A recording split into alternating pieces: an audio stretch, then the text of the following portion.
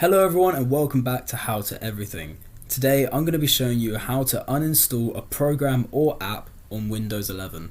This is also the same for Windows 10, Windows 8 and Windows 7. It might just be slightly different, but the same premise is the same. So to start the tutorial, what we're going to do is we're going to go down to the search icon down here and we're going to click it. Next we're going to go and type in settings, and then you can just click the icon here.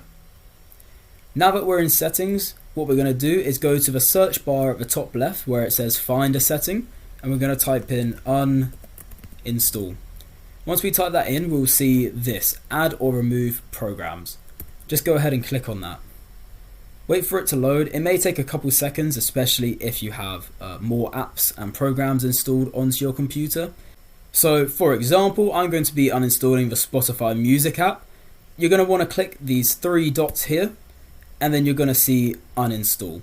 Next, click on that and then click uninstall again, and it should uninstall. Now if yours doesn't automatically uninstall like that, what should happen is a window will pop up and run you through the guide to uninstall the program. It may ask you a couple questions like do you want to save the data or not, but as soon as you run through that guide it should uninstall.